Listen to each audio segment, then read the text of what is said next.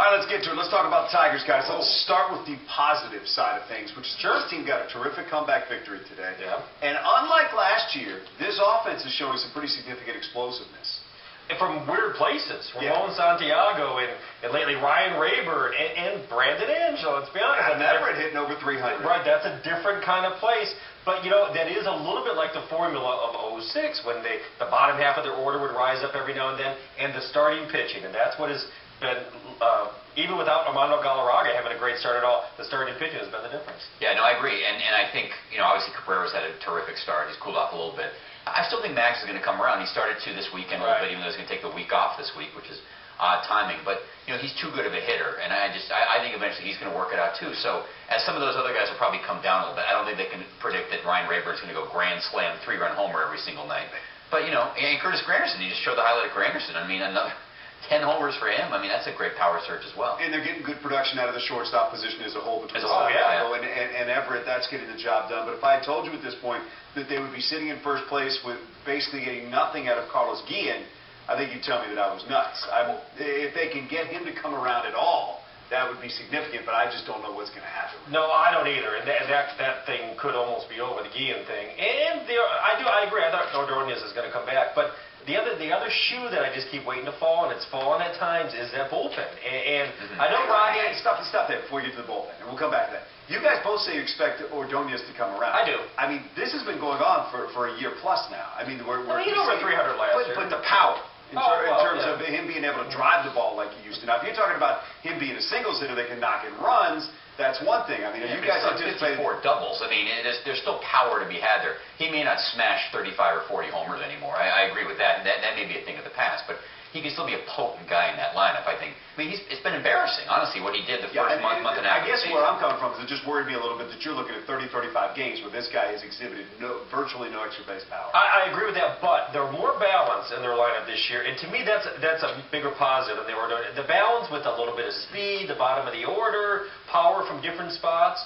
I mean, why do you take a positive and turn it into a negative, Dan? What is wrong with you? Why do you hate back there? I just don't know. I don't think it's as much a given as you guys do that this guy's going to turn around. No, he's going to be. And I also don't know that. I also think that it may come down to a decision for this organization, because if he hits certain markers this year, his contract is guaranteed for big dollars, and I don't know if you're going to guarantee that for big dollars. Well, his power, for a guy who hits singles. Right. His power might be bye-bye for sure now. That's possible. You're going to pay that kind of money for a guy who's going to for a punch and Judy hitter? Not my money. As clutch as he might be. Not my money.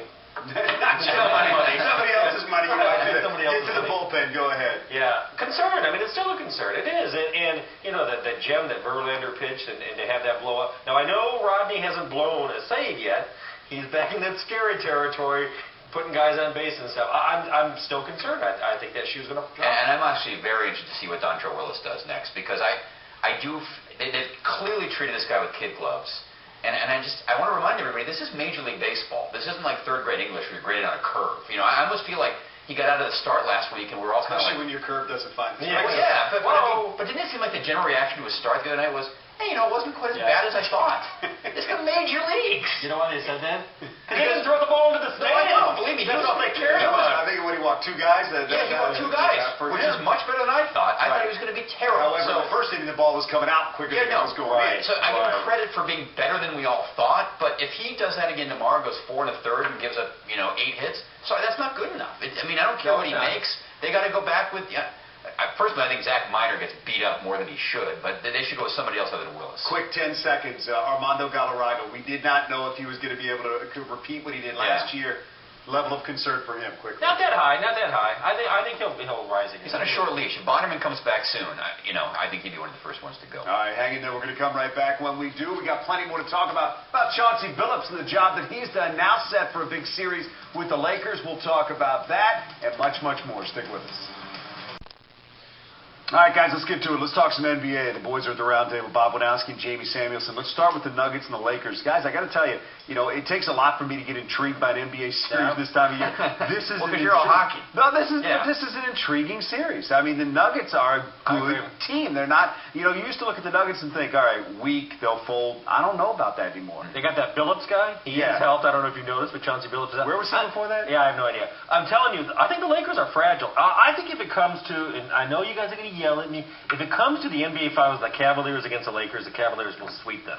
They will. They will sweep 4 games. I'll take that bet. They're much better. I think the Nuggets sweep. I'm having weird flashbacks to like 1995. Kobe's not getting swept. That's how Wojo Damas first started. It was the Rockets and the Magic. Doubt the Wojo Damas. Rockets were going to sweep the Magic, and everybody said, "Oh, Wojo, you know what you're talking about." And that's where it all started. Cavaliers are worlds better than everybody else. They are.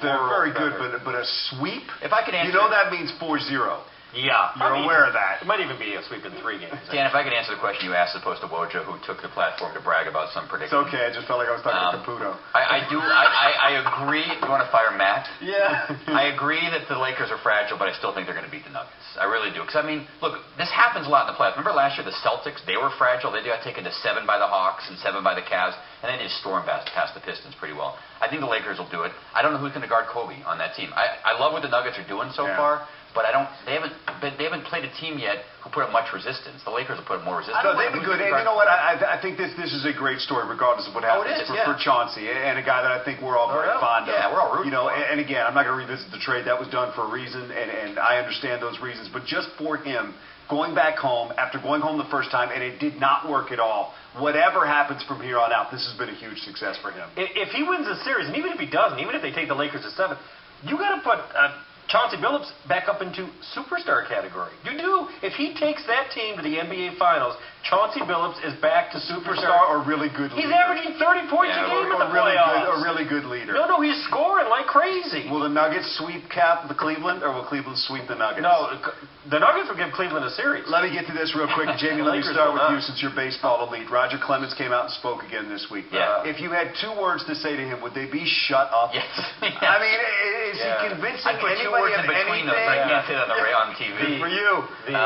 I can't believe he said Andy misremembers. Again. How could he sit there on radio and say that when that was the biggest punchline from his stupid congressional hearing from last year? I mean, you think in a year's time he would have gone through just hours and hours of PR to get ready for it? And he said it's almost like he went in as unprepared as did the Congress. I talked to somebody who was addicted to gambling, and the one thing they said to me when they were listening to Clemens was, they said, you know what? When you're in denial, you begin to believe in yourself. I agree. You're overthinking it.